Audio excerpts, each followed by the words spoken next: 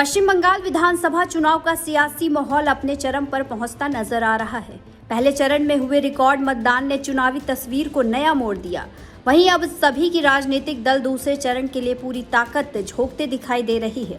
29 अप्रैल को होने वाले दूसरे चरण से पहले राजधानी कोलकाता में सियासी हलचल तेज हो गई है। इसी बीच बीजेपी के वरिष्ठ नेता और केंद्रीय गृह मंत्री अमित शाह आज कोलकाता में एक अहम प्रेस वार्ता करने जा रहे हैं, जिसे चुनावी रणनीति के लिहाज से बेहद महत्वपूर्ण माना जा रहा है।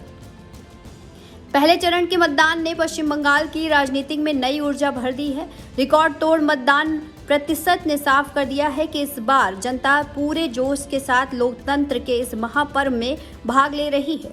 चुनाव आयोग के मुताबिक कई सीटों पर अभूतपूर्व मतदान दर्ज किया गया है, जो पिछले चुनाव के मुकाबले काफी ज्यादा है।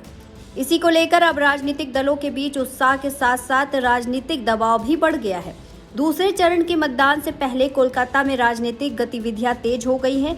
सभी दल अपने अपने वोट बैंक को साधने में जुटे हुए हैं। रैलियां, रोड शो और प्रेस कॉन्फ्रेंस का दौर लगातार जारी है।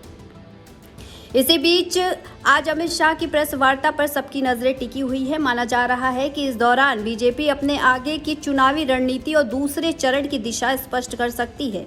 इससे पहले अमित शाह ने social media platform x post करते हुए पहले चरण के मतदान को लेकर जनता का आभार जताया।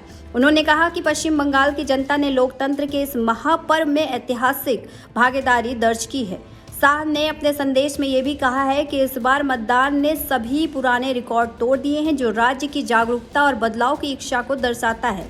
उन्होंने चुनाव आयोग की सराहना करते हुए कहा है कि पूरी चुनाव प्रक्रिया शांतिपूर्ण और सुरक्षित तरीके से संपन्न हुई है। शाह के मुताबिक ये बंगाल के चुनावी इतिहास में एक बड़ी उपलब्धि है। इसके साथ ही उन्होंने केंद्रीय पुलिस बलों और पश्चिम बंगाल पुलिस की भूमिका की भी तारीफ की है। उन्होंने कहा है कि सुरक्षा बलों की मुस्तैदी की वजह से मतदान प्रक्रिया बिना किसी बड़ी बाधा के पूरी हो सकी है। अमित शाह ने इस राज्य में अच्छे शासन के लिए नए युग की शुरुआत बताते हुए दावा किया है कि ये मतदान बंगाल में राजनीतिक बदलाव को स्पष्ट संकेत है। हालांकि विपक्षी दल इस दावे को सिरे से खारिज कर रहे हैं और केवल राजनीतिक बयानबाजी बता रहे हैं। ऐसे में चुनावी मुकाबला और भी दिलचस्प होता जा रहा है।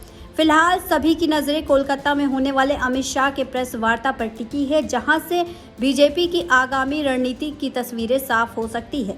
अब देखना दिलचस्प होगा कि दूसरे चरण के मतदान में जनता किस दिशा में अपना रुख करती है और क्या ये चुनाव वास्तव में बदलाव की कहानी लिखता है या नहीं।